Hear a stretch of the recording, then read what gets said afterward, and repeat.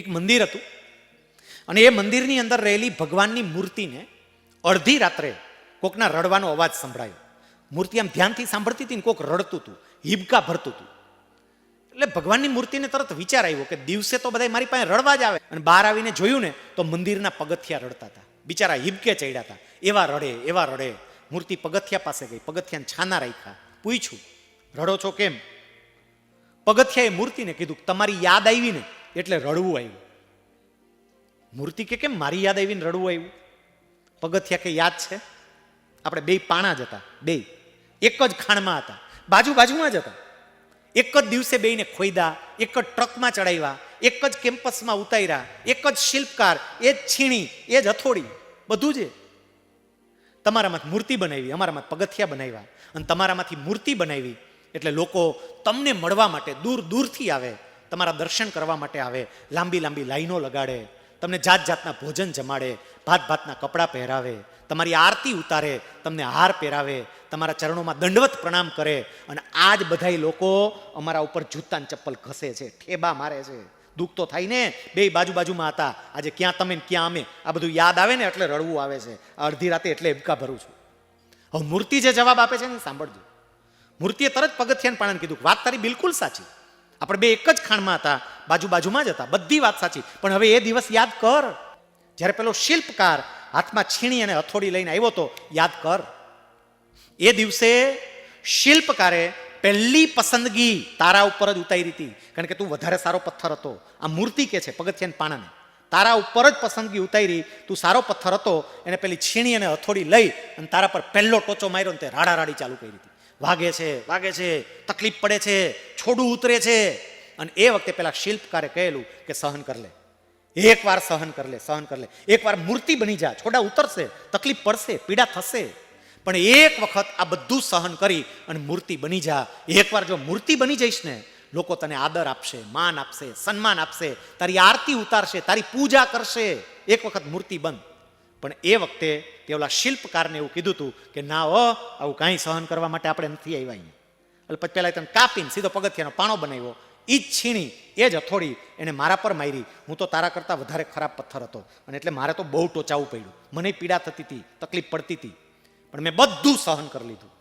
મેં સહન કર્યું ને એટલે હું મંદિરની મૂર્તિ બની, અને તે સહન ના કર્યું ને એટલે તું પગથિયાનો પાણો બન્યો. યાદ રાખજો. અત્યારે તમે બધા આ સંસ્કારધામ ગુરુકુળ નામની પથ્થરની ખાણના પથ્થર છો. આ એક ખાણ છે સંસ્કારધામ ગુરુકુળ, અને એના જ બધા અલગ અલગ પથ્થર છો. શક્ય છે કે 10 કે 15 વર્ષ પછી આમાંથી કોઈ એટલી મસ્ત મજાની મૂર્તિ બની હશે, લોકો એને આદર આપતા હશે, માન આપતા હશે, સન્માન આપતા હશે, એની આગળ પાછળ દોડતા હશે. અને શક્ય છે કે આમાંથી કોઈ 10 કે 15 વર્ષ પછી પગથિયાનો પાણો બની અને ઠેબાઈ ખાતો હશે. આપણે ભગવાનને પ્રાર્થના કરીએ કે એક પણ પગથિયાનો પાણો ના બને, બધી મસ્ત મૂર્તિઓ જ બને. પણ મૂર્તિ બનવી હોય ને તો એટલું યાદ રાખજો, એમને નહીં બનાય, ટોચા સહન કરવા પડે. આપણને ઘણી વખત આપણા શિક્ષક કહેતા હોય આપણને ટોચા લાગે, સંતો કહેતા હોય આપણને ટોચા લાગે, મમ્મી પપ્પા કહેતા હોય આપણને ટોચા લાગે. એ એટલા માટે કહે છે કારણ કે તમારામાંથી મૂર્તિ બનાવવી છે, તમને મસ્ત રીતે આગળ લઈ જવા છે. આ બીજી વાત મારે તમને જે કહેવી હતી તે, અને એ હતી કે અલગ અલગ પ્રકારના મૈનાકથી તમારી જાતને દૂર રાખજો, તો સફળતારૂપી સીતા સુધી પહોંચાશે, નહીતર નહીં પહોંચાય. ત્રીજી બાબત હવે મારે તમને જે કહેવી છે તે, હનુમાનજી મહારાજ હવે ત્યાંથી આગળ ગયા, અને એ વખતે એક રાક્ષસી ત્યાં આવે છે. એનું નામ હતું સુરસા, અને સુરસા દેવોની પેલા નાગોની માતા હતી. નાગ માતા સુરસા કહેવાતું, નાગોની માતા. બ્રહ્માજીનું એને વરદાન હતું કે આકાશ માર્ગે કોઈ પણ પસાર થાય એને તું તારા મોઢામાં લઈ શકીશ. હનુમાનજી મહારાજ આકાશ માર્ગે જતા હતા, સુરસાએ જોયું, હનુમાનજીને પોતાના મોઢામાં લેવા માટે એણે મોઢું પોળું કર્યું. હનુમાનજીને ખબર હતી કે આના મોઢામાં મારે જવું પડશે, કારણ કે એમને બ્રહ્માજીનું વરદાન છે. એ વખતે હનુમાનજી શું કરે છે સમજો. સુરસાએ હનુમાનજીને પોતાના મોઢામાં લેવા માટે પોતાનું મોઢું આમ પોળું કર્યું, અને જેટલું મોઢું પોળું થયું ને, હનુમાનજીએ તરત જ એ પોળા થયેલા મોઢા કરતાં એના શરીરનું કદ બમણું કરી દીધું. હનુમાનજી પાસે સિદ્ધિ હતી. આપણે હનુમાન ચાલીસામાં ગાઈએ છીએ, અષ્ટ સિદ્ધિ નવનિધિ કે દાતા, અસવર દીન જાનકી માતા. તમને જાનકી માતાએ એવા આશીર્વાદ આપ્યા છે કે તમે જેને ઈચ્છો એને 8 પ્રકારની સિદ્ધિ અને 9 પ્રકારની નિધિનું દાન કરી શકો. જો હનુમાનજી મહારાજ દાન કરી શકતા હોય તો એની પાસે તો એ હોય જ. એટલે હનુમાનજી મહારાજ એમણે તરત જ જોયું કે આને મોઢું પોળું કર્યું છે, એમણે પોતાની 8 પ્રકારની સિદ્ધિમાંથી મહિમા સિદ્ધિ, શરીરને અમાપ મોટું કરી શકાય, મોટું કર્યું. સુરસાએ જોયું કે આનું શરીર તો આવડું મોટું થઈ ગયું, મારા મોઢામાં નથી આવી શકે, પણ આ સુરસા હતી. એને હનુમાનજીનું જેટલું શરીર મોટું હતું ને, પોતાનું મોઢું એના કરતાં બમણું પોળું કર્યું. સામે હનુમાનજીએ તરત જ એના કરતાં પોતાનું શરીર બમણું મોટું કર્યું. એક બાજુ સુરસા મોઢું પોળું કરતી જાય, બીજી બાજુ હનુમાનજી પોતાનું શરીર છે એ મોટું કરતા જાય. એક સમય એવો આવ્યો કે સુરસાનું મોઢું એટલું પોળું થઈ ગયેલું, અને એ વખતે હનુમાનજી મહારાજે પોતાની બીજી સિદ્ધિનો ઉપયોગ કર્યો, અને એ હતી અણિમા સિદ્ધિ. શરીરને એકદમ નાના અણુ જેટલું સૂક્ષ્મ કરી દીધું, અને એટલું નાનું સૂક્ષ્મ થઈ ગયું ને તો પેલી સુરસા તો આમ જોતી જ રહે, એમ ગયા ક્યાં હમણાં અહીંયા હતા ને. અને ત્યાં તો એ સૂક્ષ્મ રૂપે હનુમાનજી સુરસાના મોઢામાં જઈ અંદર આંટો મારી, રાઉન્ડ મારી, અને પાછા બહાર આવી ગયા. અને બહાર આવીને કે બ્રહ્માજીનું વરદાન હતું તારે મોઢામાં આવવાનું, મોઢામાં આવી ગયો, બ્રહ્માજીનું વરદાન પૂરું, અને એને સુરસાને ત્યાં હરાવી દીધા. આ ઘટના આપણને શું કહે છે? 2 બાબત. સામાન્ય લાગતી આ ઘટનાની 2 બાબત સમજો વિદ્યાર્થી મિત્રો. પહેલું, જ્યારે સમસ્યા રૂપી સુરસા પોતાનું મોઢું પોળું કરે ત્યારે આપણે પુરુષાર્થ કે મહેનત રૂપી આપણા શરીરને મોટું કરવાનું.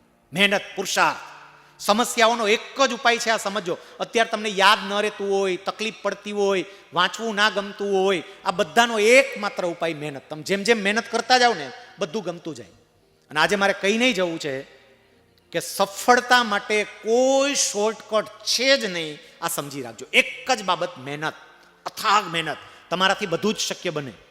જો હું ન ભૂલતો હોય તો ગઢડા મધ્યનું કદાચ 9મું વચનામૃત, અને નહીં, ગઢડા મધ્યનું 33મું વચનામૃત. મહારાજ એવું કહે છે, મનુષ્ય દેહે કરીને ન થાય એવું શું છે જે નિત્ય અભ્યાસ રાખીને કરે એ થાય જ. મહારાજ જે આપણને પ્રોમિસ આપે છે તમે જુઓ તો ખરા, થાય જ. થાય એવું નથી કહેતા, થાય જ.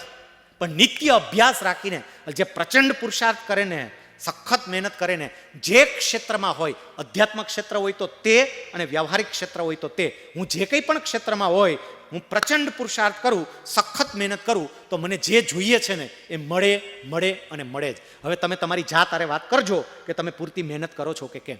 કરતા જ હશો, નહીં કરતા એમ હું નથી કહેતો, પણ હજુય મારે જે કેવું છે સમજો, જેટલી મહેનત થવી જોઈએ ને એટલી આપણે નથી કરતા. થઈ શકે એમ છે, ક્ષમતા તો આપણામાં છે, આપણે પૂરી ક્ષમતાએ હજી કામ નથી કરતા. હું તમને જો સાંભળો જરા, હું તમને એક ઉદાહરણ આપું, તમે જરા વિચારજો.